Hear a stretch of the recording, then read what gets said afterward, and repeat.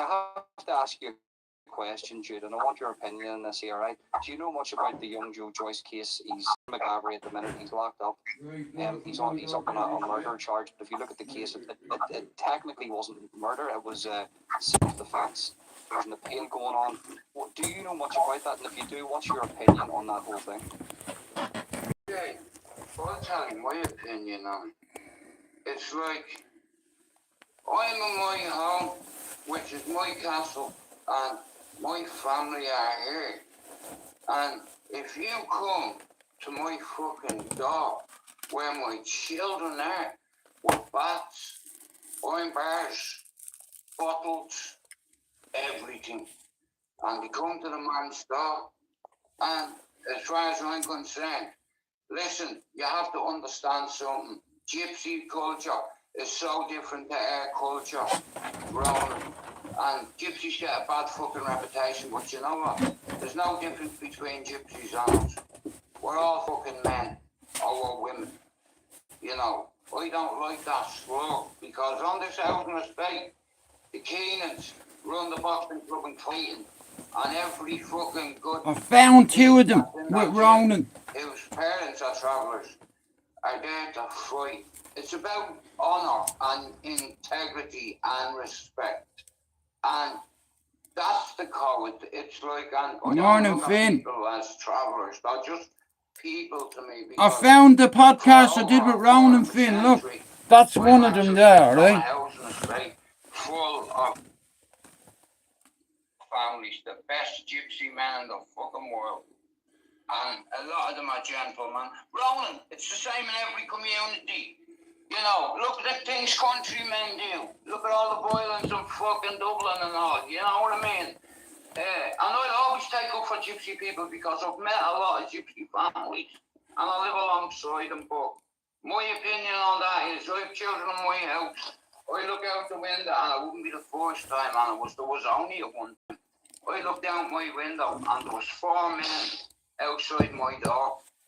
Now, one of them has sent me brother a fucking message, a voice note, because it was on coke and what have you. And my brother was steaming that day. And he went around and said, bro, I'm giving you a half an hour, and if you are not back, I'm going around and I'm going to deal with your shit. Now, this guy, I won't say his name, a legend on this housing estate, apparently, a legendary bully. So I went into the pub. When I get there, Air Max fucking on the table like that, laid out. Now, I thought he was at the bin. He was fucking steaming. He's about 20 points, the greedy bastard. So I went in, my man sitting with about 15 of his mates. And I walked over to him and I was like, dickhead, get up. He said, what? I said, you fucking heard what I said, get up. So my brother, I'm here. Look at, I'm here, let's stop. Get up. Fucking get up. One of his mates stood up. I said, Curtis, if you don't sit down, bro, I'm going to break your fucking jaw. So it's like I said, it was about 15. And that was a long time ago, right? And since then, yeah, you know the geezer I had the altercation with, I sorted it out with him. You know, because I'm fucking stupid like that. You know, I'm really stupid like that. Now, this is the one YouTube took down. Welcome back to the channel, guys. First off, if you're watching this after, if you're watching this now, good morning. I want you to watch something. Twitter, so if you want to jump over to my Facebook and Twitter and share this also, yeah, that would be fantastic. I have a target there, and nobody will get in the fucking way of that. In the comment section and description of this video. Yeah. Afterwards, you'll be able to find it in the comment section. Now you'll be able to find it in the description. So go over to those social media. How's Finn anyway? Share these podcasts also, especially on Facebook. Finn, the last few days, bro, my mental health is all over the place. I've been up, down, me Mars, fucking, I went down, I was up there last night. Jude's going to be telling his explosive story. His explosive story? And Jude, thank you very much for joining us, mate. You're welcome. It's an absolute pleasure to have you on. How are you? I'm alright, Ronan, how are you? Can I just do one thing? Yeah, I always want. Shout out to me mom and dad who aren't here anymore. Hey, I just had to do that. Mate, you work away, mate. YouTube took this podcast down. And guess what? I got a new phone, yeah? Brief us on where you come from in Dublin and just your sort of earliest memories from Dublin. Just a brief 10 minutes of who you are. I grew up in Bluebell. Well, that far I went. I lived in high-rise flats. We were out on the far balcony. And that's what so happened. from far, basically, I lit a match one day.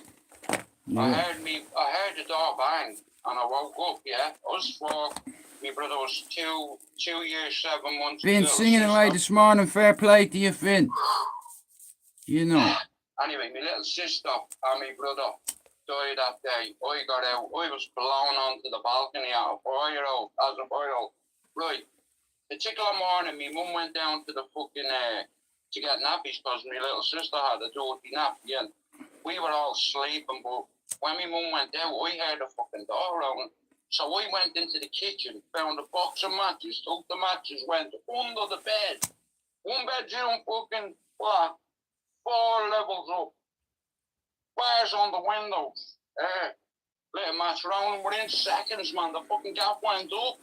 You know what I mean? I haven't got time to think.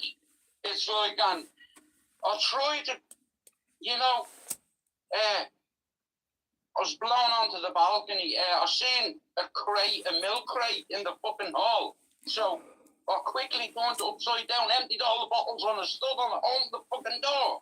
As soon as I opened the door, boom, blew me off onto the balcony. On fire, yeah.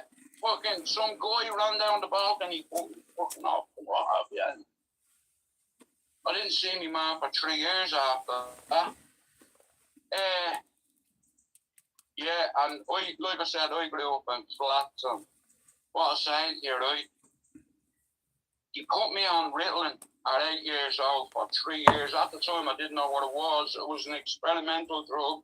He didn't know what was up with me, because after the fire, I started lighting fucking fires. Now, it's like, I knew that, well, I didn't know, obviously, I was a fucking child, you know, and it's, to this day, Ronan, he come to me at fucking night, and it drives me, it's like, when you wait, like I said, right, so,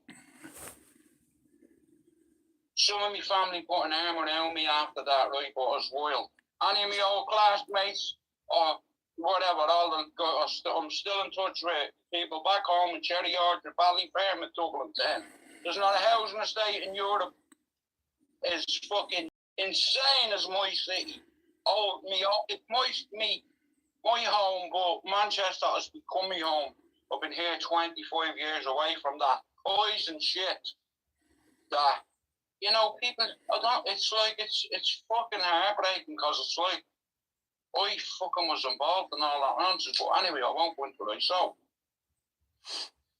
I was saying, 7, I had an issue lighting fires, right? And this motherfucker I was telling you about my skateboard, I was coming home from school one day, and I noticed the canal was down. So, I like fishing, whatever, game, whether it be fucking whatever. Anyway, because my uncle was in the army. Now, you already know, right? I was raised by soldiers. You don't hit your kids. You definitely don't hit a chick, yeah? My kids will testify to the fact. I never took the bleed. I never hit my kids. Take the Wi-Fi password away. That's a motherfucking hit. So anyway, right? Gets the skateboard out of the fucking wall, right? All the effort, yeah? I wrecked me fucking skills, shoes, me fucking pants, me ma, fucking bed. Well, she wasn't there to go fucking nuts, because she was already playing the real nuts in a fucking psych ward. Imagine losing 2 kids, like I'm a dad, like, but anyway, right? So, this fucking skateboard, man, it took me about half an hour to get it. Can't fucking swim, so I get it. Anyway, I'm going through the flats, and this prick, right? I lived in, and I was like, oh, look, this fucker used to give me an awful time, man. He seen me, man, and I knew he wouldn't give it back to me. He was gonna ask me for the goal, but I give it to him. He didn't give it back to me, right? So I said, can I have my skateboard? And he just went crack right into the fucking nose, right? So they were all laughing at me and mocking me and all. So I ran into me nans. Now take into consideration, I was 7. Sorry, what? Yeah, I was 7, right? So I went into me fucking nannies, yeah. I got a lighter, right? The next day I seen the cunt, and I was like, right, I'm either going to have to avoid this fucker for the entire process of me living on this housing complex, or I'm going to have to do something. So I said, fuck it. I goes out and he's sitting in the car in the flats, on blocks, no windows, no wheels, no fuck on. He's making these noises. So I just crept up. Roland, don't ask me what I thought had happened. Or, like I said, a 7, so a little piece of paper, snuck up, put it in the petrol tank, snuck back. And it must. I thought it was a bit longer than 5 How are you, minutes. Richard? And I'm like, what the fuck? I went over around and looked in the petrol tank. Yeah, you know that sound in backdraft where that Boom. sucking sound. Boom! Fucking, I fuck 10 feet in the air, yeah, on fire, yeah. I'll tell you one thing, he never fucking picked on me again, the prick. And that's a I hurt fact. myself. But I tell you one thing, I'll fly into the bollocks out. So he picked on you in this area of Dublin. He took your skate to work, and you seen him the next day. You went over and you put, you lit something into the petrol tank of the car. Now this car was on blocks, so that meaning it had no wheels. It was sitting up by itself. He's sitting in this car, and whenever did the car explode from the back? Was he hurt or was it just you?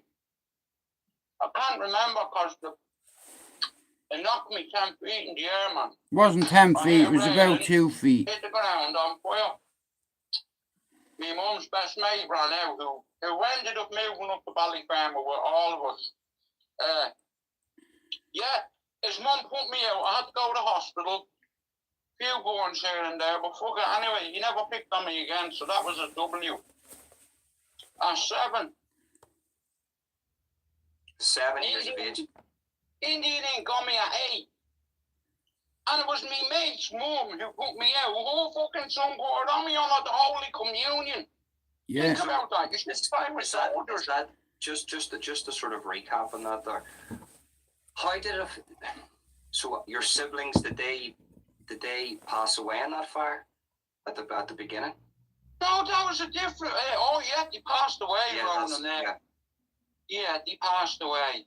My sister Angelique, and my brother, he was 2 years 7 months now. I was wild, and any of my friends back home, the ones that are alive, and the ones that, even the ones doing life sentence, 15 or 16 for murder. I've always said, see, cocaine, Bugsy got it right, cocaine is one hell of a drug. In cities full of gangsters, cities full of fucking thugs, man. And cocaine, right, yours, right, we're like the gasoline, right? Cocaine is yeah. That's what we are. I done this podcast nearly 3 years ago. We'll get into the cocaine, we'll get into the drugs. I'm trying to understand you a little bit from a young age. There's a lot of traumatic experiences from your childhood, the fire thing. And with fire, you've lost your siblings. You've had to make a statement in your area with bigger guys. You blew up this car. These guys aren't sort of. So, how's your after these incidents? How's your family treating you? Are they treating you differently, or do they think you need help? You said that you were on Ritalin. Oh, we never needed fucking help. Just didn't know what was up. Were you on Ritalin because of these incidents? Yeah, I'd say so, yeah, for 3 years. And I only found out fucking after watching that Swan talking about ADHD. They put me on that, and there's a stigma attached to mental health around it right now. My mum and my granny were the only ones in my family who knew I was on it, because my mum thought if they knew I was on medication. Do you understand? My mum was a very proud woman, you know, and she was a fucking soldier, yeah. And they're watching me now. I listen. I know they're watching me, and I can fucking hear them saying, you know what, go on, lad. Listen, Ronan. You have a good faith, and the thing about it is people don't realise, Jude, that you actually have a really good faith in God. Fuck yeah. And we'll get into that later on in the story. But so after those incidents, what was it like then?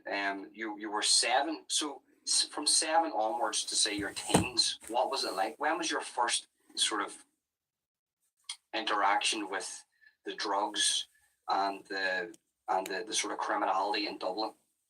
Well, about, right, I started smoking at about 11, started smoking hash at about 14. But from 8 onwards, like I said, at 8 on a communion, me mate. Listen, I have one of these. Me big brother's put ACAB on his hands. Anyway, I have no tattoos at all. But he put this fucking little dot on me at 8 years old, man. I had to hide it from me dad for years. Because he fucking killed me. But like I said, yeah, so, right, right, so, made me communion and I grew up with notorious people in Dublin at the moment. I'm not going into it, but we'll save that for another time. But yeah, so fairness, Ronan, that's all you're getting for now. Good morning, how's everybody doing? I'm not going to lie, my mental health's all over the place. Shout out to Finn and Richard. How are you, that guy? Now listen, YouTube took 3 podcasts down that I did with Ronan, and I got a new phone and I just tried to watch it, and I was watching it and say, you know, sometimes it's hard, you know, but it's the only way to make you strong. You have to fail. That's the best revenge. You know, failure. You know, that's what we're all afraid of, but what's not to fear but fear? Churchill said it. There's nothing to fear but fear itself. it's like people used to say in Bluebell, if you want to find youth, look for smoke. Listen, people say you don't want smoke on the fucking gasoline, mate. And I don't give a fuck. But anyway, like I said, that Ritalin fucked me up, Ronan. I didn't know what was happening to me. Do you understand? And I just stopped taking them about 11. Essentially, speed was your first drug, Ben, from the age of 7, because Ritalin is just speed. And that's exactly what it is. What? At the same time, I was sniffing fucking gas, Tipex tinners, and from what age? When I mean, passed from down, I like fucking sniffing gas, man. Like from what age? From what age, Jude? I'd say about 9. Gas, petrol, Tipex dinners. It's like you see someone doing it in the bleeding class, or you know what I mean? Like I've always not. What I Ronan, you have to identify your triggers, your weaknesses, your flaws, your skills, your fucking, you know. And it's like, them fuckers, they fucked me. Like I said, they didn't even know themselves probably what they were giving me, you know. But my mom thought it stabilised me, because I got to the stage I was looking for everywhere. I got a fascination with it. I remember she said to me one day, right, she was at the doing for me dad, done loads of painting and decorating, yeah. Now I moved up to Cherry Orchard Valley Farm at 10 with a few fans, or a few families, notorious families. You think 𝕘𝕠𝕠𝕟 is fucking well, there's not a rougher manner than Cherry Orchard. Trust me. Even now, Ronan, look. Right? Anyway, like I said, man, fucking so. Yeah, like I said, man, yeah, it's taken me 43 years. I've been sitting on it, and you told me I could have gone to A, B, C podcasters and know something. I didn't come on here for all that. I couldn't give a fuck about clicks or coin. I worked for 24 years in this city, bro. Yeah, so I moved up to a really rough area at 10, Ronan, where you don't have to be a soldier to hold a gun, let's say. And certain things will happen on housing estates, stay there. They're sacred, just like your word is. Just like your word is to God. It's like, and if you're like me, it's like I said, it's like, yeah, a very rough area, and where I live. Shout out to Finn. Finn sent me that Bible. Football field right beside Cherry Orchard Community Centre. You know. Now, like, he runs Cherry Orchard Running Club, and Finn sent me that Bible. It's like a big leisure complex. So he did. I remember when we were Finn sent me that. before I was born. But when I moved up there, for the first year, man, I had a fight nearly every fucking day, man, because what the government motherfuckers always do, right? You move loads of families with like 6 and more kids up there, right? Now, And that's what happened. Understand, right? I know men, right? Proper men. I'm talking about men with rank, you know what I'm talking about, right? Not stupid little man babies, adult babies on YouTube. Hey, I'll just say this real quick, Roland, where we're from. You know, if you go and say you're going to do A, B, or C to a man, 75% of the time they're going to come back and blow your door off. Hey, both doors at the same time, right? Double entry. Boom. Yeah. But anyway, right? 3 years ago I did this. So, when I was 12, then I started making friends with a lot of people that aren't here today. Amen. Yeah, they're not here fucking today, but I am.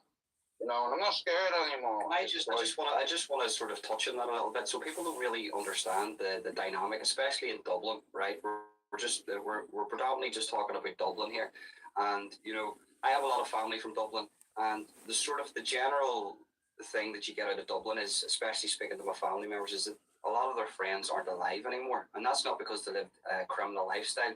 That's just like grapes. Drugs, also a criminal lifestyle. There's a very, very heavy criminal element to Dublin itself, and a lot of people didn't make it out, Jude. So to make it out of Dublin, intact, okay, fair enough, you've got your issues, but to sort of tell these stories is actually it's a testament to yourself. So we're up to your teenage years now, okay? Is it your teenage years that you start to get into drugs, like the street drugs like cocaine? No. We started on the hash. Because at the time, when I was fucking 14, you couldn't get the green stuff in Ireland. Yeah, true. Like, so you have regular people that will sit at a wall at a certain time. Not the way it's done now, like, you know what I mean? You can all that shit on fucking like ordering a pizza. Yeah. I got into it at about 13. Me and two of my pals, we just shocking between us. Between three of us, a one battle. I don't even know. Listen, we were stitched up, yeah? It was an old bastard weapon, and someone was like, fuck man, I owe someone 130 quid here. The fucking thing, you had to cock it with a screwdriver, right? So we used to go up the railway line, you know what I mean, right? And in all fairness, right, my mate's gonna kill me. Because his brother will go mental. It's like, mate, sorry for nicking all them shells out of your bag, right? We nicked about 20 shells, right? Now, as you know, Ronan, right, shotgun cartridges come in maybe 5, 6 different We did this 3 years ago, myself and Ronan. So, I had this one mate, right, and he was just fucking reckless, you know? So we went up there shooting targets. I'm not going to say what the fucking target was. Oh, man, I'd have fucking beam onto me, you know? It's like, but like I said, I wasn't right in the head at them. So, went up there, I got busting a few shots, like you fucking do at 13. It fucking does that. Anyway, so me mate, he's fucking with about 30 yards away from him, yeah? And he's looking in our direction, and I'm like, the hit's gonna go off, man. You fucking point it over that way. Don't fucking point at me. He's doing that with the fucking script rolling. The thing went off. There was buckshot in it. I got hit a few times. He may got hit a few times. I think I got hit 3 or 4 times. A couple of times in the leg, in the arm. You know what I mean? I was sitting there, you know what I mean? My mate thought it was hilarious. My other mate was on the fucking railway line and he caught him in the eye. Oh. I think in the mouth, underneath here, like fucking in the jaw. In the neck. Fucking neck. Yeah. Fucked his military career up because his eyesight, he passed everything, but the medical he failed because of 20/20 vision. You know what I mean? Yeah, so like I said, and then fucking 14 I was on for the job in a nightclub round. But I don't really want to talk about that tonight. That's for another time. But like I said, a lot of good people gone because of that shit. And do you know what else I hate? Guys that come online and talk like, oh, I'm going to do this, I'm going to do that. You're either the stupidest people because men don't talk. Listen, I don't care. See what I know about you? You can torture me, motherfucker. I'm not telling you. You know? Well, look, if you're just gonna, if we're gonna just sort of touch on the whole YouTube thing and the way beef's on YouTube, and people say they're going to do this and they're going to do that. Look, the people need to realize this. Anybody that's watching this afterwards, and remember, guys, give this video a thumbs up, please, because it helps me out in the algorithms and it helps the channel out. And don't forget to subscribe and ring the bell. But people have to realize this: any man that's going to come on the YouTube, I'm going to do A, B, and C. Violence-wise on YouTube, that's never going to happen. For one, anybody on YouTube saying that is probably coming onto YouTube to sort of protect themselves from that happening to them. So never take YouTube serious in that regard. Very dangerous. You know, loads of awful saying the matter is, right? I've watched a lot. Give peace a chance as well. There's one for you, eh? Give peace a chance. I was watching somebody's fucking live the other day, man. He just come out and even though I'm not as big a fan, but it did make me laugh. I'm not gonna be calling anyone out, but yeah, I think it's lovely, man. Like, you know, when grown ass men score shit. Like, you know, and then you get people jumping on the bandwagon about A, B, C, D. You know, listen, if I even have a hint that you're on one of them registers, right? You know what happens, yeah? See, in our country, right? If you're identified as one of them people, listen, we don't care who your family is. You'd be fucked out. Well, you'd have 60 people around your house with fucking pickaxe. Well, the thing about it is, a little bit of pushback to that, maybe back years ago, but actually you're seeing a bit of a change now where you're getting a lot of protection for these people. I'm seeing this up the north. I don't know what it's like. Anyway, shout out to the people that's come in this morning. I just thought it'd be interesting to stick around. I've only ever watched half of it probably. So watching this back after 3 years. Stay on the point of view, Jude, right? Because I want to know about you. I know you can't talk about certain things, and we're not going to be saying any names, but being involved in the sort of the nightclubs, well, you don't have to go into it fully, but at 14 years of age, you were thrown into this world, this chaotic world in Dublin, and I know you already experienced it at nearly age, 15. but it gets more chaotic as you get older. And I turned What's 15. It like being, can you touch on what it was like being surrounded by these sort of criminal networks at 14? Well, it's like I didn't even realise the danger is in. Listen, I was walking. I walked since I had a vegetable around, and I had like a paper around, and then I always walked because my father worked very hard all his life. All my family worked well. Some of them do it anyway, but right, Ron, I've just lost myself. What did you just ask me? What was it like at 14 years of age being thrown into the sort of criminal networks in Dublin? Alright. At the time I was mad into dance music. Ecstasy had just hit Dublin. People stopped fucking arguing, and I was offered a job in a particular nightclub in the centre of Dublin. It was Dublin's Hacienda. Now, at the time, like I said, I'm from the south side, yeah? So, I went on to the fucking north side in the centre of town, working in a fucking nightclub. All my mates know back home, and it's like, from 15, I was surrounded by gangsters. Well, all my life I come from death, violence, death, prison, lifers, fucking, but yeah, anyway, listen, I was cute, look, I was good. I had a few people in there watching me. It was set up perfect, 3 stories, security on the door, you know, if any of the feds straight away, man, boom. And how crazy is this, right? This particular weekend, and this is where it comes back to bite me in the bollocks. I started selling ecstasy at 15 or 17 months till I got to 18, right? And we used to go in the nightclub 2 hours before everyone. So the DJ gets set up, all my mates were DJs, great DJs, the resident DJs all around the fucking planet now. Big up to all them. Anyway, like I said, the Asylum nightclub, I'll say it. Okay, anyway, it's like, it is what it is. Like, a few people got arrested, what have you, and all, but this copper, right, from Star Street called Mickey Finn, right? Grania, what was that fucking bastard's name? Sorry, Grania O'Shaughnessy. And at the time, she was only a fucking B copper, right? And it's nuts.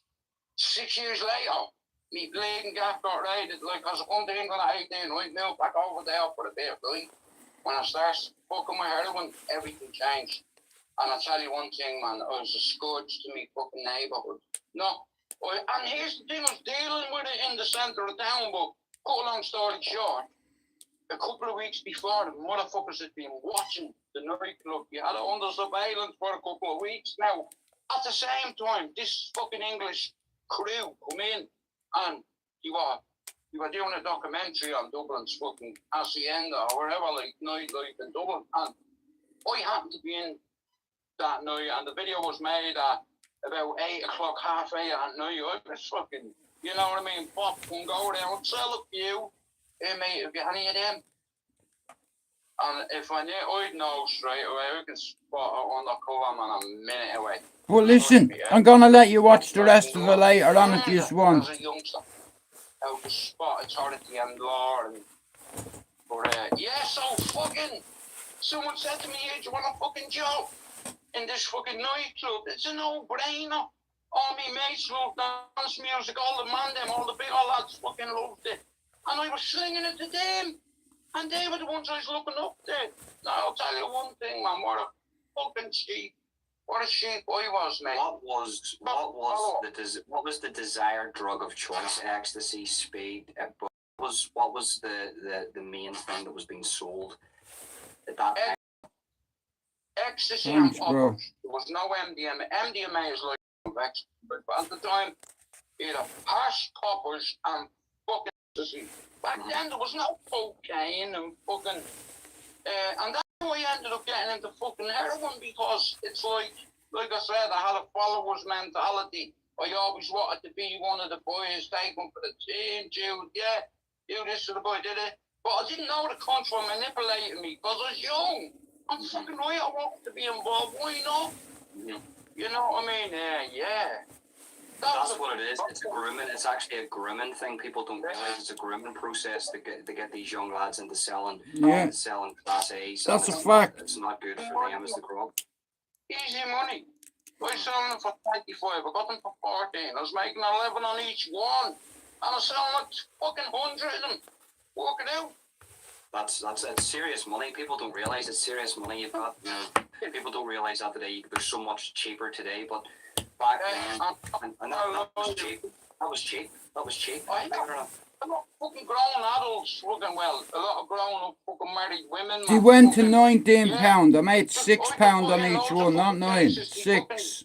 Yeah, I was only 15. Loads of grown ass women banging me in the toilet and all for bills. And then a few minutes later, I come in the same toilet. I mean, mate, it's banging up. Like, I have respect for women, like I have, because of daughters, mate. Nuts! Fucking brilliant time, though. Like, you know what I mean? Look at, it's because of, listen, Ronan, life is one big experience, right?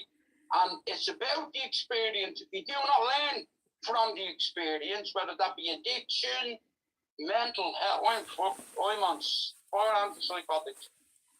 Still. 2 antidepressants and a mood stabilizer. Not the mood stabilizer anymore. All the time about me 11 pounds who were taken out. And you know why. And, well, not why. Listen, that shit, when you put that shit up your nose, you lose your credibility because you cannot be trusted. Collateral damage. Men, where I'm from, cut off people like that because you can't be trusted. Once you lose your integrity on drugs, you cannot be trusted. My dad always used to say to me, do you know how my dad realised I was smoking ash, right? I was at my mate's gaff one night, yeah? his uncles, and there was about 6 of us, all the same age, right? I come home and anyway, so we're all playing cards, yeah? I fucking nodded off forever and all, and you know what I mean? I goes home and I knocks at the door, right? Red-eyed and fucking all, and I was like, my dad opened the door and he goes, "You want drugs?" I was like, "No." He's like, "Where's your fucking eyebrows then?" And I was like, "What?" The cunt had shaved me eyebrows and let me go home and didn't tell me, man. And you want drugs? Why? Because you know fucking eyebrows. That's a fact, I swear, they got me good. Like I said, man, a fella's reached out to me, he's like, "Dude, you need to read these 20 pages." Now, this is before I come on to fucking, so, like, you know, like I said, mate, you couldn't write it. You know, it's like I said, I'm not tough or hard or a fighting man. You know, it's like where I'm from, you know, if you start going around saying you're this, you're that, you get laughed at. Mm-hmm. People mock you, make fun of you. So what's your, can I ask you a question then, Jude? What's your introduction then? So we've got a bit of your early life, we've got your sort of teenage, it's crazy sort of teenage sort of experience there. What's your introduction into heroin then? Your first time taking heroin. Your first time taking heroin. I was at a party in Skerries. I was back at these two twins' houses, right, and their daddy, I think, was a fucking brain surgeon. You want to see the gaff he had? He opened the patio beach. No fucking way, she's a beach. Fucking let me see. Back at her house. I seen all the older lads smoking it and all on tinfoil, and I was like, what the fuck is that? You know what I mean? I'm looking at them all, they're all like that, and I'm like, I want some of that.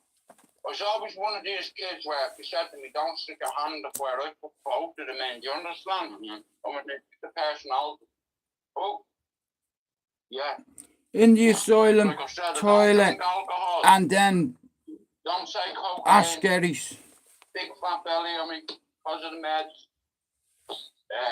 Like I said, but drugs fuck you up, wrong. Look how big my stomach was, look. Really To see how much weight I've lost.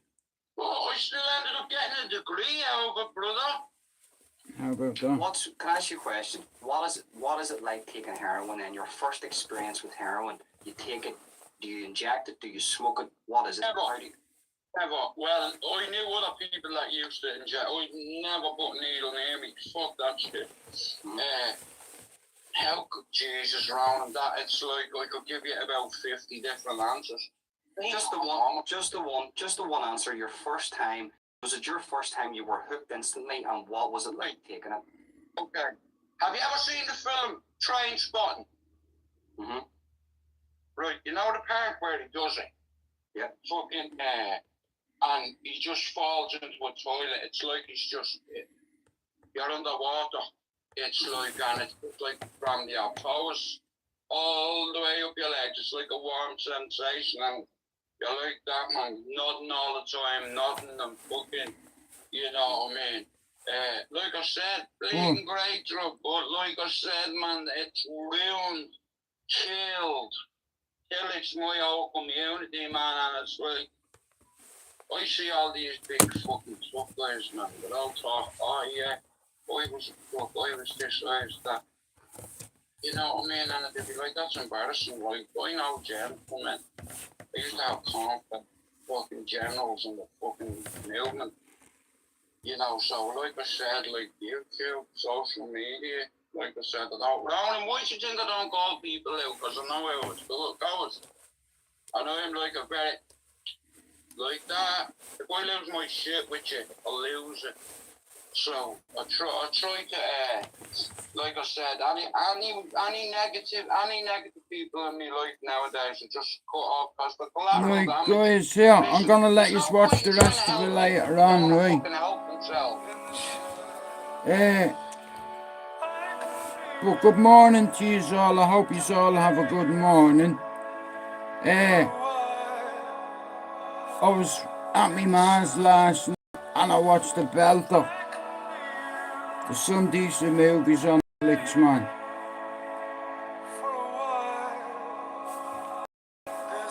I'm working on it, bro. You know, it's like even, bro, I hurt too. You know what I mean? It's like, and everybody expects me to be solid. And it's like, when certain things are happening in my life, all different things all at once, it becomes too much pressure and then you break. My daughter's 12 on Saturday. I won't see her. Father died on the 29th of December. Now, if you've been watching me the last 6 years, whatever, I've been on YouTube for 7. But because, see, December for me and my brothers is a hard time because we lost our dad. On the 29th of December 2013, my dad passed away. On the 29th of November 2013, my little girl was born. 12 years ago Saturday. 4 weeks old she was, and I got a phone call to say my dad was dead. 4 weeks old she was.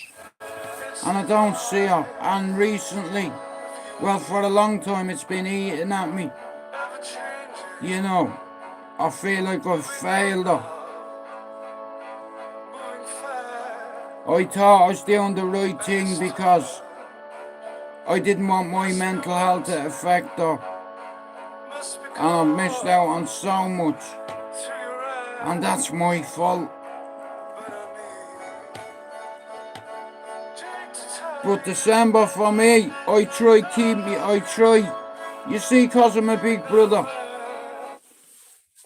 Because I'm a big brother and because allegedly, when I was younger, I did reckless shit. People said that I was this, I was that, but no one's ever said I was a bad guy. I did bad things. You know, and like I said, I got a phone. Like I said, I haven't got an iPhone. I don't fucking, you know what I mean? I can't afford one. You know, it's just a different phone. That's it. Just a nano one, yeah. You know, so if you want to watch them things that I was just watching there before, give me a second. Hang on. They're there. It's like, for some reason they weren't on YouTube. And I looked for them this morning, just typed in my name, and they come up. So if any of you want to watch them, Did it put England and Wales in a give me a difficult position second. If any of you want to watch them, so that's the first one there, right, guys? So right, if you want to watch it, right, that's one of the first ones, okay? Yeah.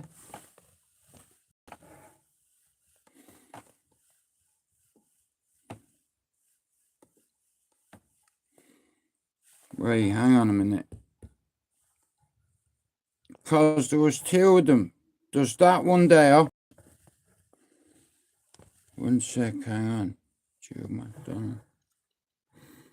Because look, there's 3 of them that I did with Ronan, right? And if you, I'll let you see the rest of it later on. But like I said, they took Ronan's channel down as well. You know. But that's what I'm saying. It's like I really enjoyed doing podcasts with Ronan. And he's the only YouTuber, like I said, because he was Irish and have a lot of time for Ronan. So we did 3 podcasts, so they are there. And I'll show you them later on. I'll show you the rest of them. And anyway. But anyway, like I said, shout out to everybody that comes in and out here. I'm not coping very well recently, you know. It's like it's the same every Christmas. The end of every 29th of November, it starts. You know, I fucked up with me little girl. I don't see her, and that's on me, and it's a hard pill to swallow. You know, she's going ice skating this weekend. You know, I can't ice skate. I've only ever been ice skating once, and I went ice skating, and my daughter, for her 14th birthday, 3 years ago, and her friends decided they want to go to the ice rink. I've never been on an ice rink in my life. long story short, I walked off that ice with a broken fucking hand or a fractured hand because I done a 360, didn't I? The fuckers, they were skating around the arena, grabbing me. Come on, da. Fucking two of them made hold of one of my arms. The others, they fucking let me go. And I'm like, no. And I'm trying to fucking skedaddle this way, man. I just went, fuck off. And landed on my hand, awkward. So, yeah, now, I've watched this podcast now probably 2 or 3 times. It's like, but I've not seen it for a while, and like I said, he took Ronan's channel down. But, so, this is Manchester, and last week there was an incident, right, with Dougie Joyce and 𝕞𝕠𝕠𝕟𝕚. Now, can I just say this? I live in Manchester, right? I used to live in Abbey Hay, at the back of where Dougie and his ma's gaff was, an open shop, Cherry Tree Avenue, right? As a teenager, I seen him fighting in the park off Chapman Street when I was walking me fucking dog. That's how I know Dougie. I know him 20 years. I know Dean as well. He come into it, like I said, he tried to do kickboxing, but it wasn't for him. Let's say, you have to know your role and your rank. But like I say, we all have interesting stories, and I have a couple. Like I said, there's people on here that I've done podcasts with, a lot of people. I've only done 1 or 2. I've done one with Ronan, and I've done one with some other guy.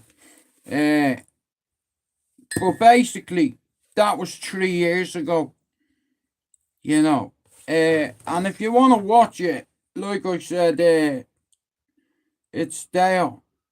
Hang on. Oh, yeah.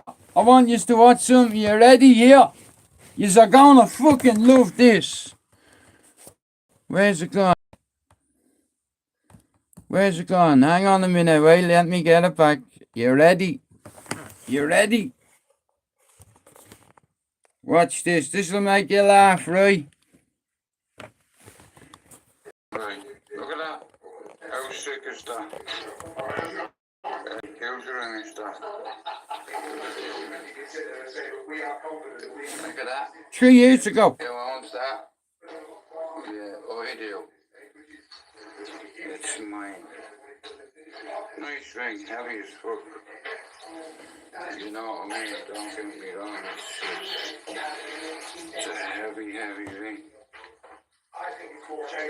Do you understand? 3 years ago this was.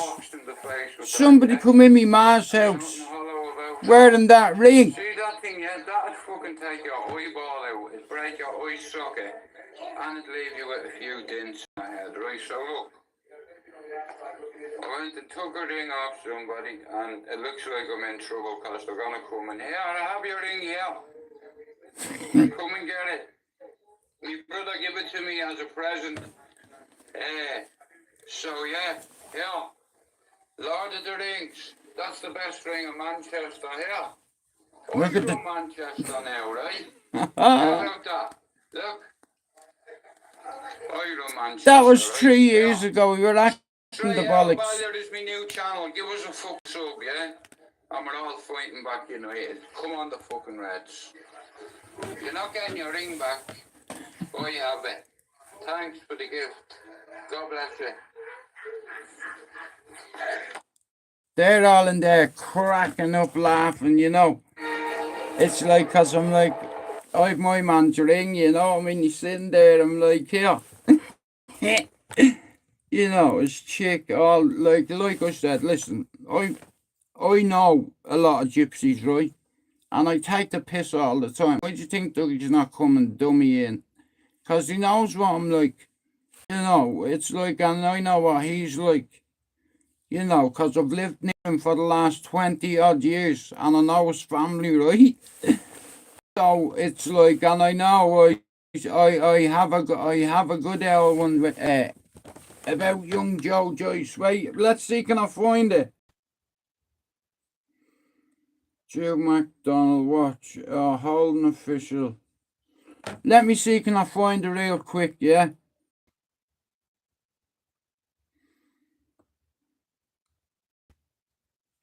Let me see, can I find it, please, God? You know what I mean? But, like, yes, it's there. It's there, guys. Look, I've just found. They're there. Look. So if you want to watch them, there's the second one. Boom. Right, so that's the first one. That's the second one. Anyway, guys, I have 10 minutes and then I'm gone. Thanks for coming in. I'm going to show you how to hit me target. I'm 890 subs. 880. Channel, guys. First off, do me a favor, subscribe and ring the bell. Give this video a thumbs up. It helps me out an awful lot. Make sure you leave a comment in the comment section. That will help me out through the algorithms too. Tell me what you think of the podcast. As I say, all my social medias can be found in the comment section of this video. That's my Facebook, TikTok, Instagram and Twitter. So go over and follow me on all those social media platforms, guys. Thanks for coming in. This podcast, half an hour of it. This is a different one. I'm going to let you watch 5 minutes of it and then I'm going. And you can watch the rest of it later. How about that? Any of my podcasts. The reason being, YouTube takes a lot of money from that. So if you want to, you can use the PayPal link and you can donate to the channel. All money that's donated to this channel will go to production, equipment, travel for this channel so I can do the podcast. You don't have to. But just for the people who asked me, that they told me they wanted to donate, if you want to, use the PayPal link. Shout out to Ronan. Don't have a super chat. Richard, thanks for coming in. That guy, thanks for coming in.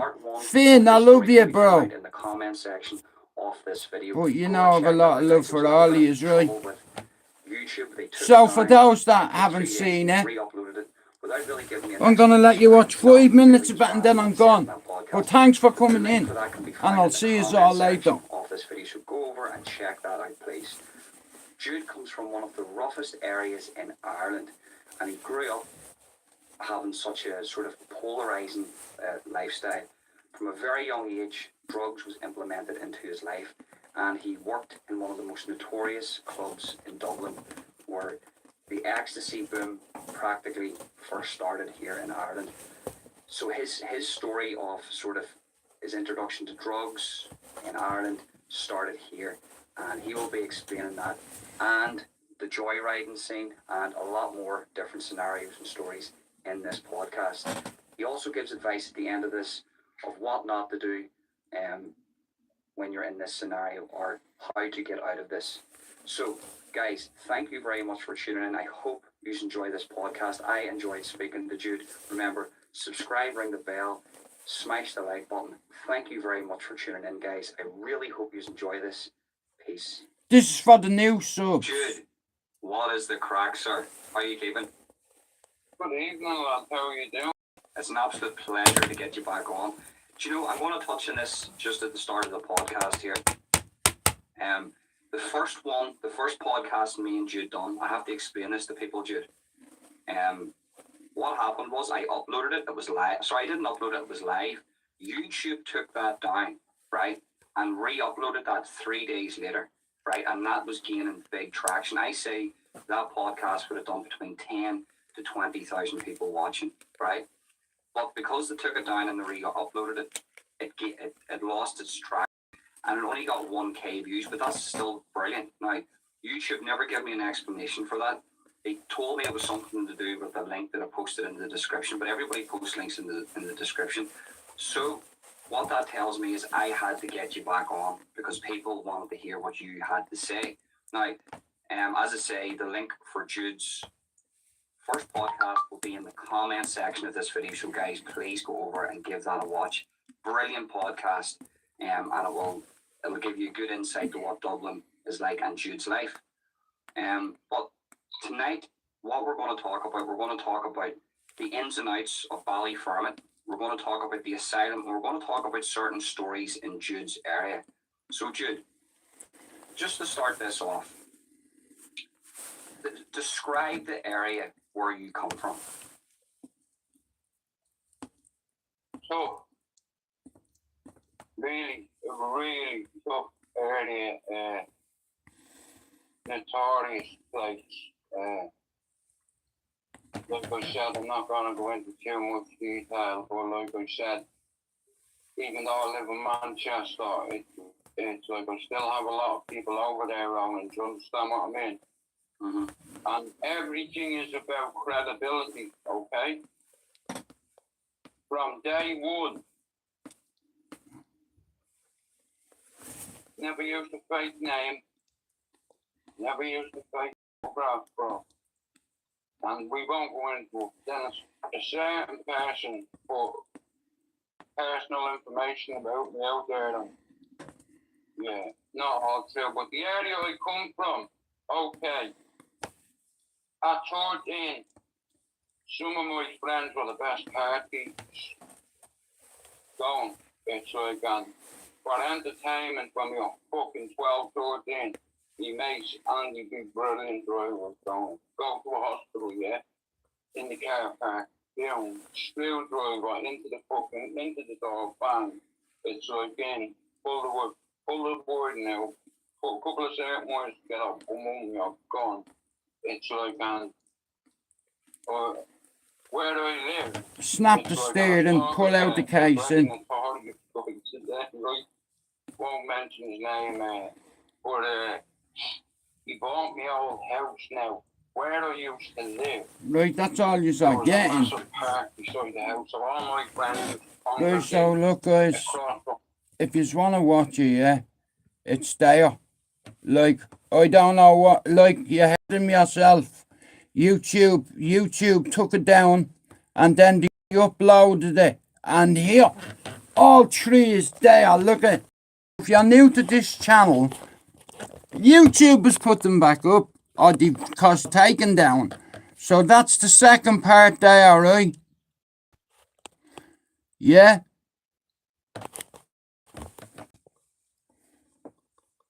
I think that's the first one. Oh, that's the second one. That's the first one. That's the second one. And that's the fucking third one that there. So, yeah, like I said, mental health is very important, and I've been triggering recently. Like I said, I have a lot of personal shit going on. You know, it's me little girl's fucking 12 this weekend. It's like, you know, me December for myself and my brothers, it's very fucking hard.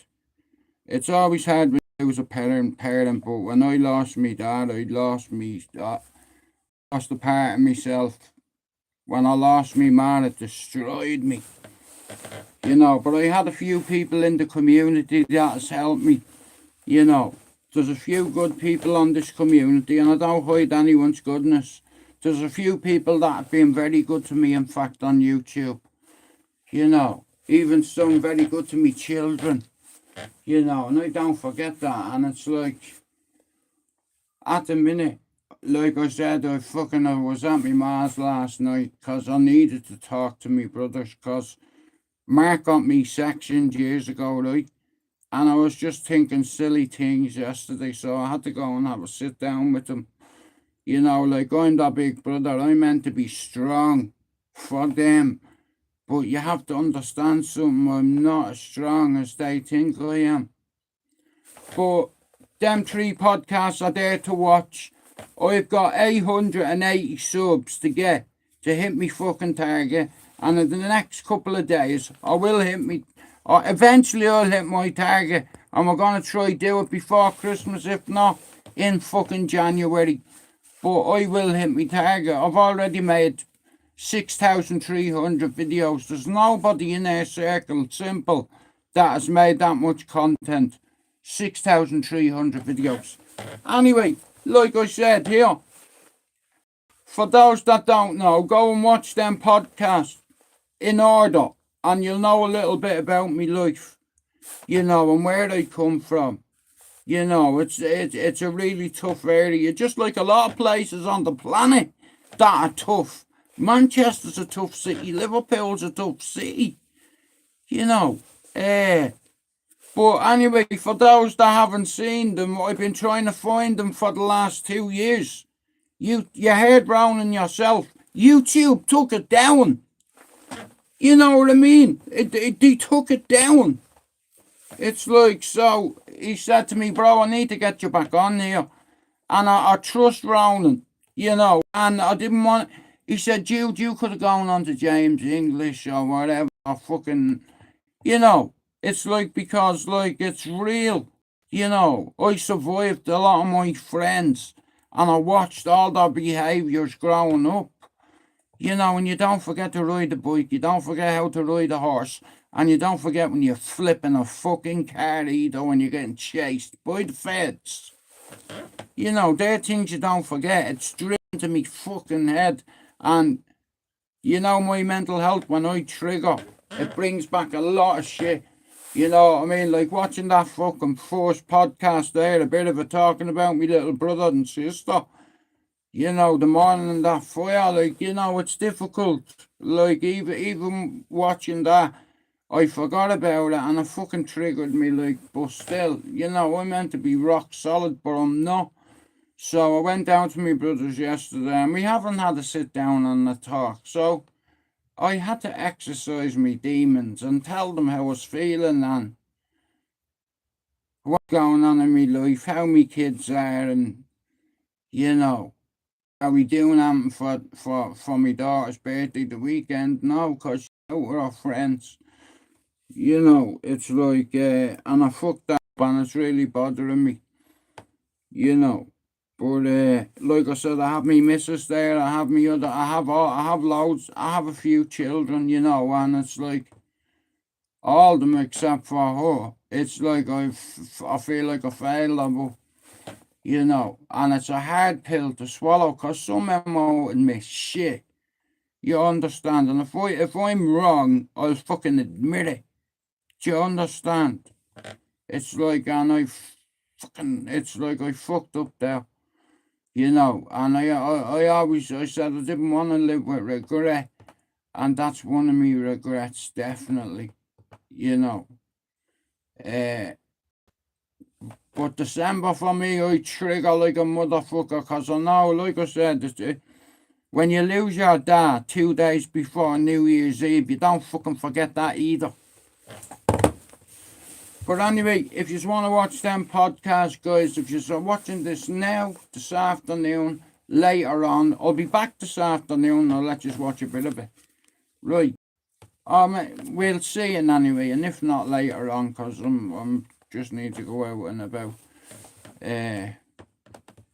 Because like I said, man, my mind, I was sitting with my brother yesterday, he's bipolar, and the other fella's a schizophrenic. And I was telling them, you know, that I don't think I'm fucking right at the minute. And Mark is like, what's wrong, bro? And I was telling them how I was feeling and what have you. And, you know, I'm just glad I have my family there. You know, some people don't have anybody. I have loads of people around me that cared about me. Even my kids are worried. And I don't want to worry my kids. You know, for fuck's sake. I'm supposed to be solid, but when you think you can handle so much pressure, and it's like, never mind what you're dealing with in your present, sometimes your past, it'll always haunt you. You know, and I have a lot of ghosts that come to me at nights, and I have nightmares. I have friends come to me with fucking holes taken out of their head, their face, like a whole American werewolf in fucking London. But anyway, I have a target to hit and I'm gonna hit it. Simple as. And then I'll decide what I'm gonna fucking do. Oh, here. I'm probably the only one on YouTube who doesn't charge people. Got his channel monetized and crashed it to prove I didn't come on here for fucking money. You know. Like, if you write a book, brilliant, and like, and I could do it, but I don't know nothing about writing books. But at the minute here, fuck that. That's not on my agenda. I have a target to hit, and I'll hit it. It's like, but at the moment, I need to think about my own head. You know, my family are worried about me fucking want me to go and talk to the doctor, and I don't want to, you know what I mean? It's like, cause it's like a failure again, but I can't let it happen, you know. It's like I've come too far, you know. Me family know how far I've come, you know, and I had to have a heart-to-heart with them and tell them a few things that I didn't want to tell them, but I had to, you know. It's like, so, yeah, I'm just glad I have my brothers around me, you know what I mean? Yeah. Their mother raised 3 good men. Yeah. You know, never mention a man's mother. Especially, yeah. But, and I miss me ma too. You know, that triggers me. You know, like she's not here. And I wish she was here so she could see me son. And I know she sees him because I seen her a few months ago watching him. I thought I was having a meltdown. But I know God's real, and see me faith, it'll get me through it. You know, like I said, at the end of the day, you have to worry about your own mental health. You know, I've come on here, my purpose was to help everybody, educate people about what to do, and just because your mate is a tough guy, so, oh, bang! Now he's not so tough, he's on the ground. Now look at him, he's flat out, sparkle, cold, easy. Weird out. I'll talk to you all later.